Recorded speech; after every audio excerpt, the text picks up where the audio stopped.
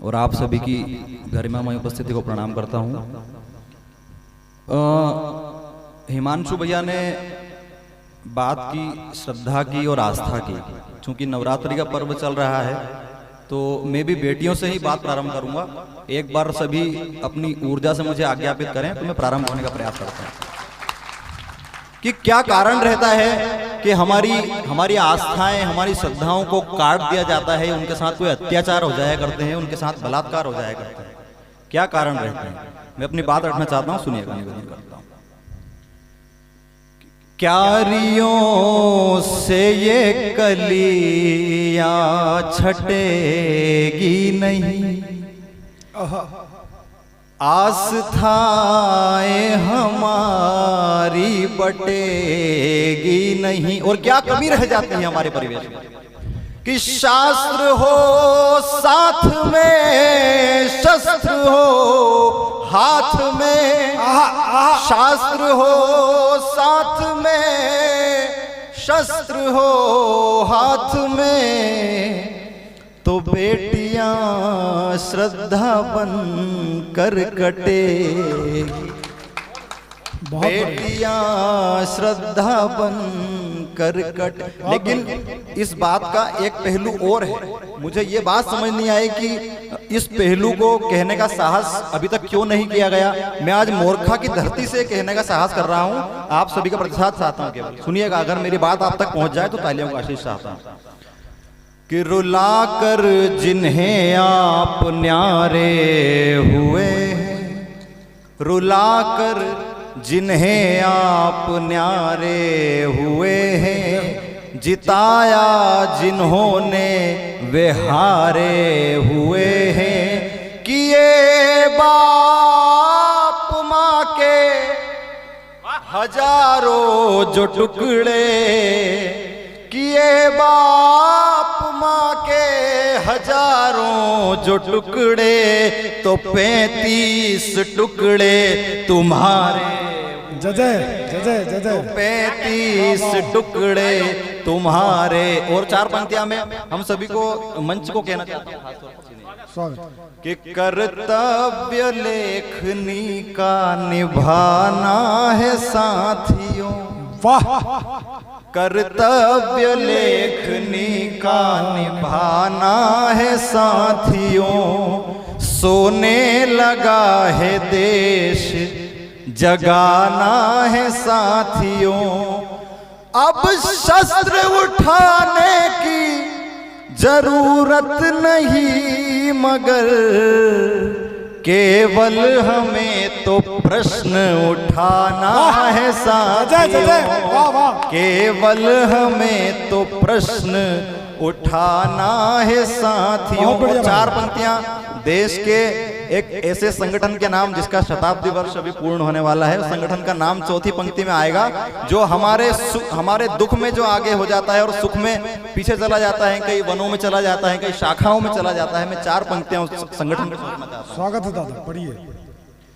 कि देना मुझे जो आज वो संदेश लिख दिया, वाह, देखो कि स्वयं सेवकों ने देश लिख दिया। बहुत बढ़िया।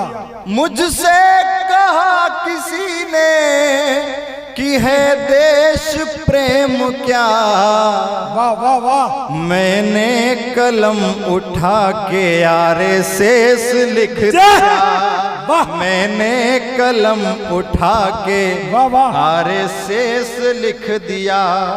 और मां नर्मदा के उत्तर तट से मैं आता हूं और मां नर्मदा की वंदना करना चाहता हूं, जिसकी पूर्व पीठिका में केवल मैं इतना कहना चाहता हूं कि मां नर्मदा जब धरातल पर आई तो उससे पूर्व उन्होंने भगवान शंकर से 7 वचन मांगे, ऐसा वर्णन आता है। मां नर्मदा ने कहा कि मैं धरती पर जल रूप में प्रवाहित होने के लिए जाती हूं, लेकिन आप मुझे ये वरदान दीजिए कि आप भगवती पार्वती के समेत मेरे घाट घाट पर विराजमान होंगे, तो वहीं से ये लोकोक्ति निकल के आती है कि नर्मदा का कंकर कंकर शंकर है। तो मां नर्मदा की वंदना में करना चाहता हूं, सुनिएगा। मां नर्मदा के उत्तर तट से आता हूं और केवल मां नर्मदा की वंदना करना चाहता हूं। सुनिए कि नील के कंठ होया अमरकंठ हो। भैया मैं एक निवेदन करना चाह रहा था। भैया 2 मिनट के लिए बैठ जाए, जो लोग पीछे भगदड़ कर रहे हैं। भैया किशन भैया, ये गीत भैया की प्रतिनिधि गीत है, ये गीत इनको पूरे देश की यात्रा कराता है। एक बार सारा सदन तालियां बजाए और स्वागत है भाई, पढ़िए। ये नर्मदा का पथ इतना अद्भुत पथ है कि इस पर अगर 4 कदम चल लिया जाए जाने अनजाने में भी तो वो साधना हो जाती है, और कहीं नर्मदा के तट पर बैठ जाओ तो वो आराधना हो जाती है। ऐसी माँ नर्मदा की वंदना में कर रहा हूँ, सभी का ध्यान चाहता हूँ। नील के कंठ होया अमर कंठ हो, उसके द्वारे चलो, उसके द्वारे चलो। और मेरे साथ यात्रा कीजिएगा सभी। नील के कंठ हो या अमर कंठ हो, उसके द्वारे चलो, उसके द्वारे चलो। और इस जहां के भंवर से जो बचना है तो नर्मदा के किनारे किनारे चलो। इस जहां के भंवर से नर्मदे बचना है, नर्मदा के किनारे किनारे चलो। मां नर्मदा शिवलोक से जब अमरकंटक पर धरातल पर आई तो लगभग अमरकंटक से खंबात की खाड़ी तक 1400 किलोमीटर का सफर तय किया, और किसी से ये नहीं कहा कि मैं शंकर की बेटी हूं तो मुझे रास्ता दो। मां ने खुद रास्ता बनाया। आज हम किन टोने टोटकों के चक्करों में पड़ करके भाग रहे हैं साहब, क्योंकि ये तो विश्व ही बना है, कर्म प्रधान विश्व कर ही रखा। तो क्या संकेत किया मां ने, क्या इशारा किया मां ने, सुनिएगा कि फोड़ चट्टान को रास्ते बुन लिए, रूप जल का धरा और धरा पर बही। हाथ पर हाथ धर के न बैठो सुनो,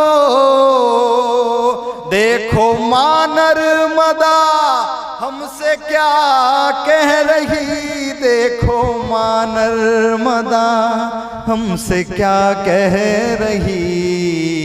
और क्या इशारा किया मां ने कि अपने निज रास्ते खुद बनाना तुम्हें, अपने निज रास्ते खुद बनाना तुम्हें। तो नर्मदा के इशारे इशारे चलो, इस जहां के भंवर से जो बचना है तो नर्मदा के किनारे किनारे चलो।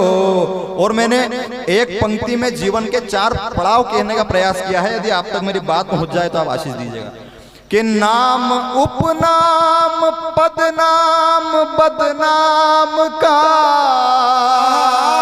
है सफर जिंदगी का भी शमशान तक। नर्मदा का ये पथ किंतु अद्भुत सुनो, यात्रा है ये मानव से भगवान तक, यात्रा है ये मानव से भगवान तक। और इतना प्रपंच क्यों किया जाए, कितने समय के लिए रहने के लिए हम यहाँ आए हैं कि जिंदगी भर ही रहना है हमको यहाँ, जिंदगी भर ही रहना है हमको यहाँ। तो जैसी गुजरे गुजारे गुजारे चलो, इस जहां के जो बचना है तो नर्मदा के किनारे किनारे चलो। और हे मां नर्मदा, तुझसे कोई बहुत बड़ी बड़ी मांगे हम कोई नहीं करते, छोटी छोटी सी चीजें हम आपके चरणों में कामना करते हैं माँ। तो आप सभी की कामनाएं माँ के चरणों में रखते हुए ये गीत आपके पक्ष में खड़ा करता हूं कि कोई घर चाहता और गाड़ी कोई, हम न चाहे खजाने हमारे करो। बहुत बढ़िया, बहुत बढ़िया। छोटे छोटे से सपने सभी के हैं माँ, हे माँ कोई तो इतने इतने से सपने लेकर के ही संसार से चला गया माँ, ये हमारी कामना है कि कोई छोटे छोटे सपने अगर तेरे चरणों में निवेदन करे तो तू हमारे छोटे छोटे सपने पूरे कर दिया कर। कि छोटे छोटे से सपने सभी के हैं माँ, बरसों से हैं अधूरे माँ पूरे करो, बरसों से हैं अधूरे माँ पूरे करो।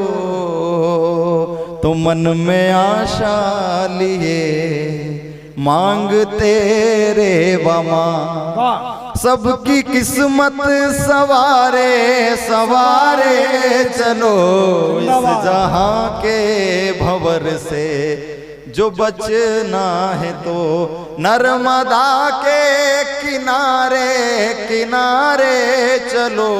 ऐसा गुरुओं के, संतों के, तपस्वियों के चरणों में बैठ करके हमने सुना है कि माँ नर्मदा का जो कोई दर्शन कर लेता है, स्नान कर लेता है, पूजन आराधना कर लेता है, उसे इस संसार सागर से मुक्ति मिल जाती है। लेकिन मुझ जैसा अबोध बालक जब माँ नर्मदा के दर्शन करने के लिए जाता है तो केवल मेरा एक प्रश्न होता है कि माँ हमने तेरी इतनी सेवा की, उस सेवा का प्रतिफल क्या हमें ये मिलेगा कि हमें तेरे किनारे से दूर कर दिया जाएगा?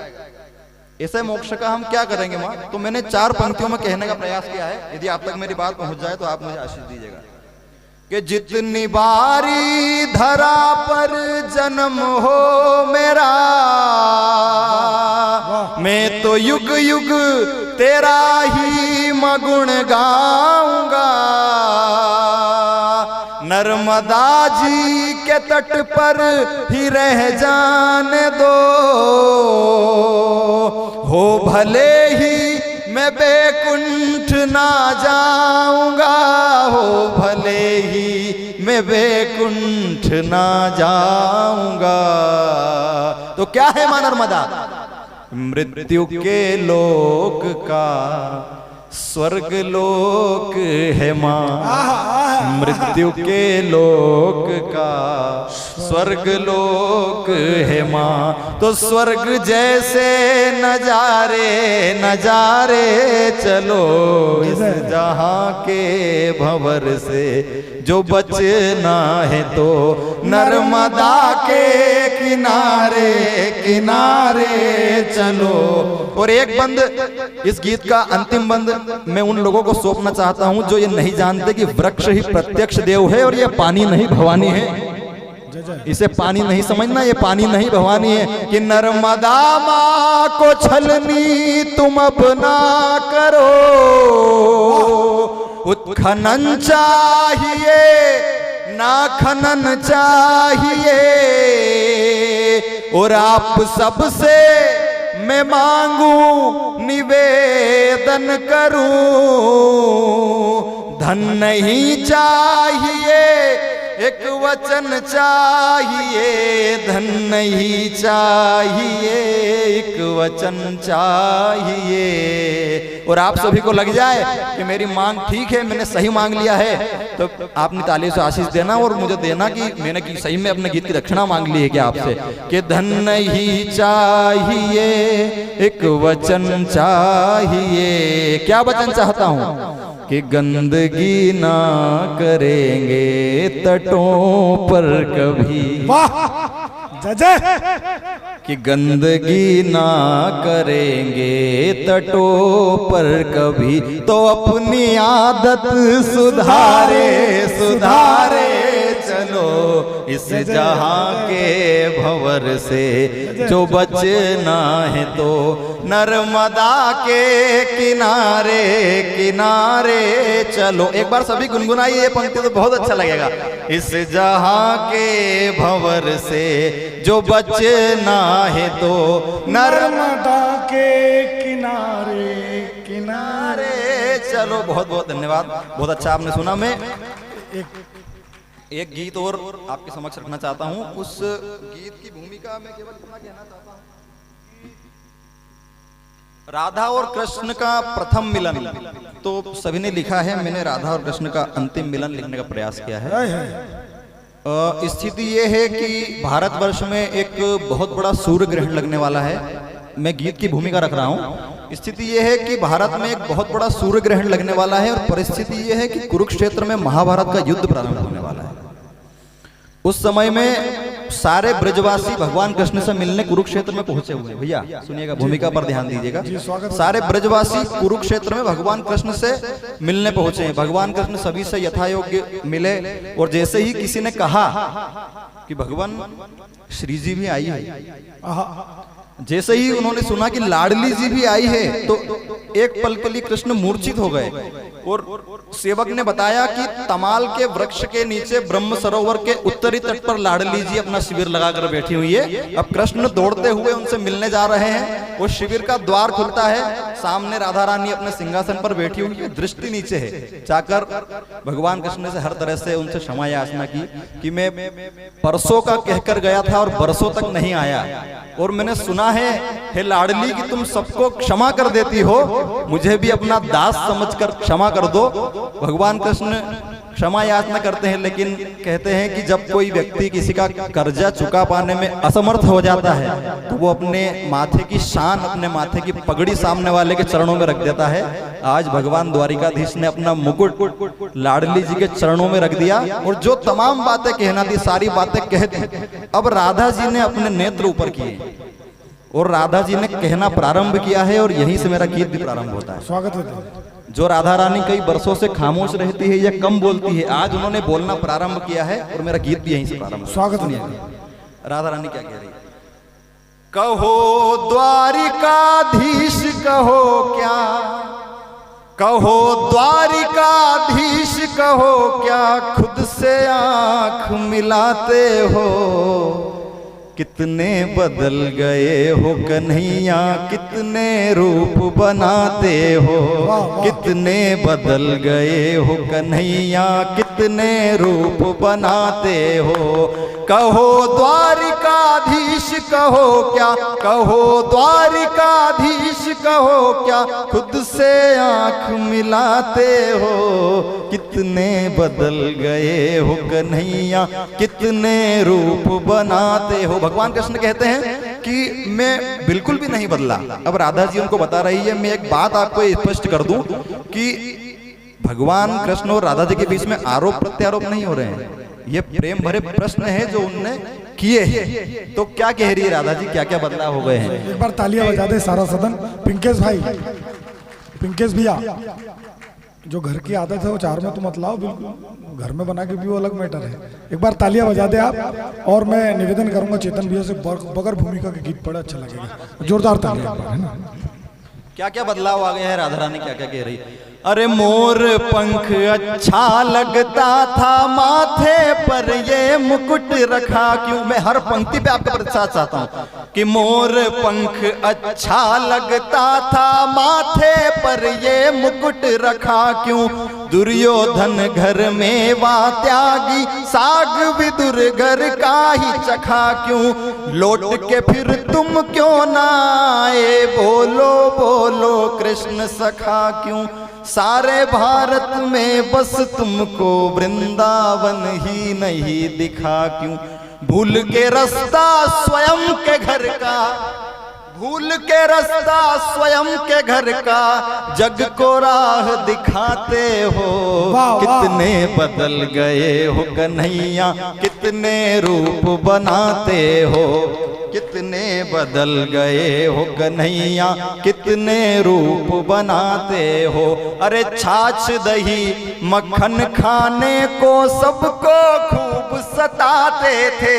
आज चाहे कितना ही दूध दहियों से आपका अभिषेक हो रहा हो, लेकिन छाछ दही मक्खन खाने को सबको खूब सताते थे। वृंदावन गोकुल बरसाना नित नित आते जाते थे। ब्रज में लोट लगाते फिरते, गैया खूब चराते थे। ब्रज का मान बचाने को गिरवर गिरिराज उठाते थे। ब्रज का मान बचाने को गिरवर गिरिराज उठाते थे। तो धर्म थापना के हित चक्र सुदर्शन आज उठाते हो। कितने बदल गए हो कन्हैया, कितने रूप बनाते हो। कितने बदल गए हो कन्हैया, कितने रूप बनाते हो। भैया इस अंतर में मैंने एक मात्रा का प्रयोग किया है, लूट और लूट। क्या कह रही है राधा जी कि लूट किसी का मन केशव, कोई धनवान नहीं होता। लूट किसी का मन केशव, कोई धनवान नहीं होता। लुट जाए जो प्रेम में उसका भी नुकसान नहीं होता। लेकिन मेरा प्रश्न है क्या बातों का मान नहीं होता। और वचन तोड़ कर जाने वाला तो भगवान नहीं होता। वचन तोड़ कर जाने वाला तो भगवान नहीं। हमने आपका खूब सुना है परित्राणाय साधूनाम धर्म संस्थापनार्थाय, लेकिन वचन तोड़ कर जाने वाला तो भगवान नहीं होता। अरे हम तो ये सुनते थे कि तुम वादे खूब निभाते हो। कितने बदल गए हो कन्हैया, कितने रूप बनाते हो। कहो द्वारिकाधीश कहो क्या, कहो द्वारिकाधीश कहो क्या, खुद से आंख मिलाते हो। कितने बदल गए हो कन्हैया, कितने रूप बनाते हो। कितने बदल गए हो कन्हैया, कितने रूप बनाते हो। बहुत बहुत धन्यवाद। नहीं अब तक वो आज हो जाता, शिवराज भी हमारा सिराज हो जाता। कि जो हुआ नहीं अब तक वो आज हो जाता, और शिवराज भी हमारा सिराज हो जाता।